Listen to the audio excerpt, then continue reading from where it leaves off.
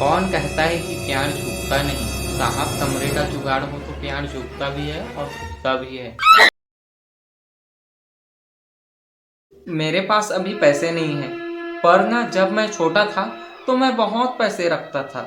एक अंकल थे जो हमारे पड़ोसी थे, मैंने उसे दूसरी औरत के साथ सेक्स करते हुए देख लिया। तो उन्होंने कहा, प्लीज बेटा आंटी को मत बताना, और 20 का नोट मेरे जेब में रख दिया। मैंने कहा, अंकल आप कितने कंजूस हो, जब आंटी को मैं दूसरे अंकल के साथ देख लेता हूँ तो वो मुझे 100 रुपये का नोट देती है।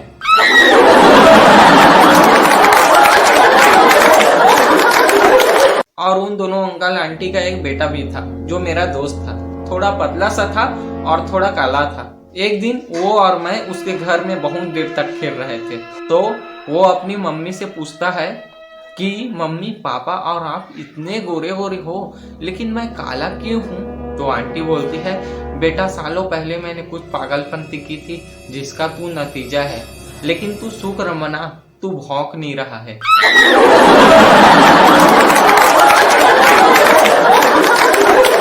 फिर हम दोनों ने बहुत देर तक खेल लिया और रात हो गई, तो आंटी ने कहा, बेटा आज यहीं रुक जा, रात हो गई है। तो मैं वहीं रुक गया और सोने का टाइम हो रहा था, हम सो रहे थे।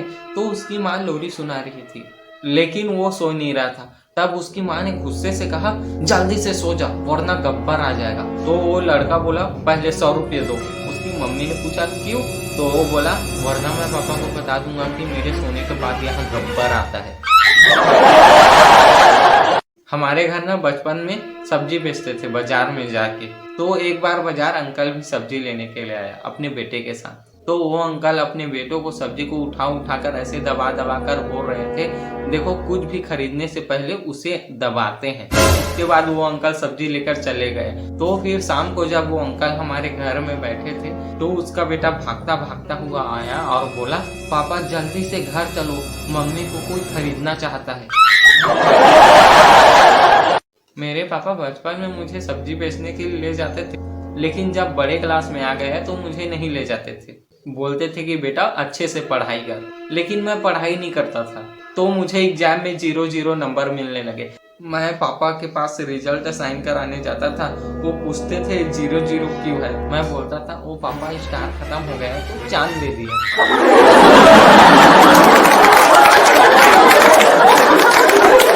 वैसे मैं फेल इसलिए हुआ था क्योंकि मैं एक लड़की को बहुत पसंद करता था और दिन भर उसके बारे में सोचता रहता था। रात भर उसके सपने आते रहते थे। मैं सुबह तक उसके बारे में सोचता रहता कि मेरी सर्दियों में सोई आंखों को जगाने आ जाओ, माना कि तुम दोगी नहीं, बस दिखाने आ जाओ।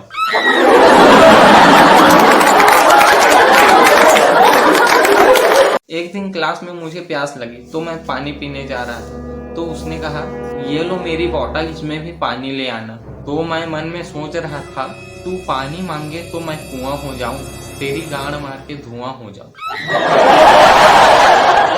तो फिर मैं पानी भरने के लिए उसका बोतल ले गया, तो मैंने उसे पानी भर के दिया।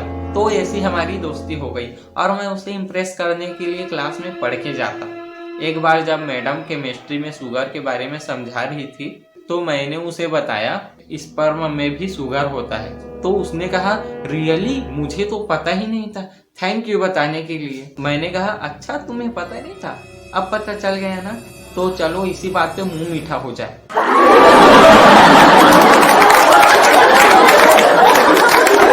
फिर उसका बर्थडे आया तो मैंने सोचा अच्छा गिफ्ट दूंगा, ड्रेस दूंगा, लेकिन उसके लिए बजट नहीं था। तो मैंने सोचा ब्रा ही दे देता हूँ। फिर मैं दुकान गया और दुकान वाले से पूछा, लेडीज ब्रा है क्या? तो उस दुकान वाले ने कहा, लड़कों के लिए भी आती है क्या?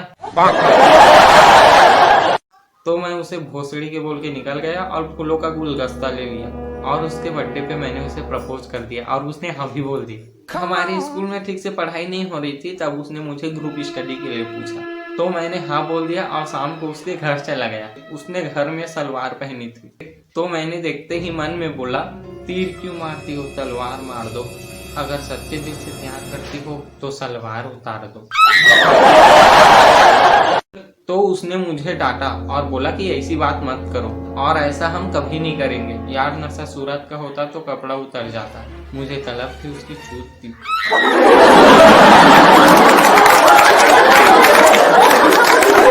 वो मुझे स्टडी के लिए कमरे में ले गई और दरवाजा बंद कर दिया और मुझे कहा देखो हमें सिर्फ और सिर्फ पढ़ना है।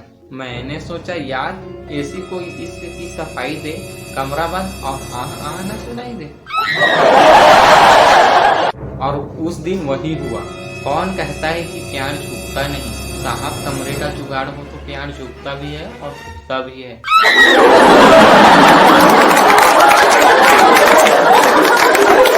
और ये ठुकाई कई बार होती गई। तब मुझे समझ आया कि भले ही लड़कियां धोखा देती हैं, पर जब वो साथ देती है तो खुद से हिलाने की आदत छुड़ा देती है।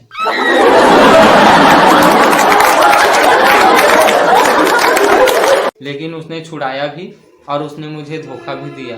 जब वो पढ़ाई के लिए बाहर चली गई और मैं कॉलेज चला गया तो वो किसी लड़के के चक्कर में पड़ गई और मुझे धोखा दे दिया और उससे शादी कर ली।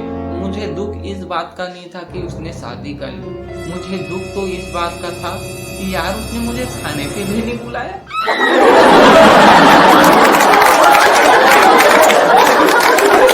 मैं उसे भूल नहीं पा रहा था। वो फरिश्ता बनकर आई थी और जिंदगी के लौड़े लगा के चली गई। तब समझ में आया यार भगवान ने चूत लड़कियों को दिया है और चूतिया लड़कों को बना दिया है।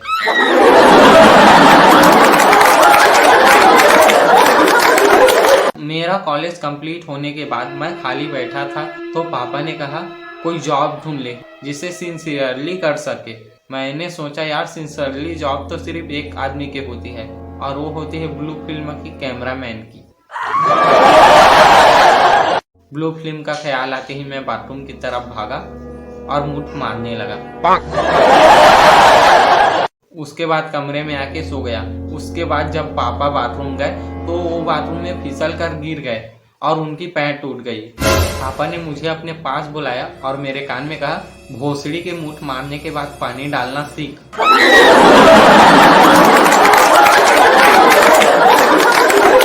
और पापा इतने गुस्से थे कि मेरे शादी कराने के बारे में सोचा और सीधा लड़की दिखाने ले गए। जब लड़की वालों ने पूछा कि लड़का क्या करता है तो पापा ने बोला अभी तो मुठ मारता है लेकिन शादी के बाद नहीं मारेगा। तो फिर मैंने कहा क्या मैं लड़की से अकेले बात कर सकता हूँ? तो फिर लड़की मुझे अपने कमरे में ले गई। तो उसके सामने इम्प्रेशन अच्छा जमी इसलिए मैंने इंग्लिश में बात करने की सोची। तो मैंने उसे कहा इंग्लिश चलेगी? तो उसने कहा अगर प्याज और नमकीन का जुगाड़ हो तो देसी भी चलेगी।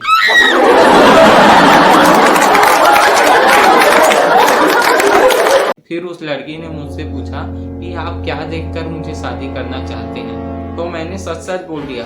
मुठ मारते मारते हाथ दर्द देने लगा है, अब चूत चाहिए। फिर मैंने उससे कहा अगर मैं आपको किस करूंगा तो आप क्या समझोगी? तो उसने कहा मैं समझूंगी कि आप बैंकॉक गए लेकिन एयरपोर्ट से ही वापस लौट आए।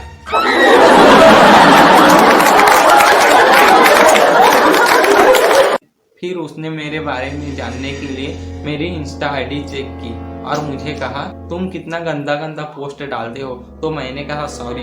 तो उसने कहा आगे से मत डालना। तो मैंने कहा ठीक है आगे से नहीं डालूंगा पीछे से डालूंगा लेकिन तुम चिल्लाना मत।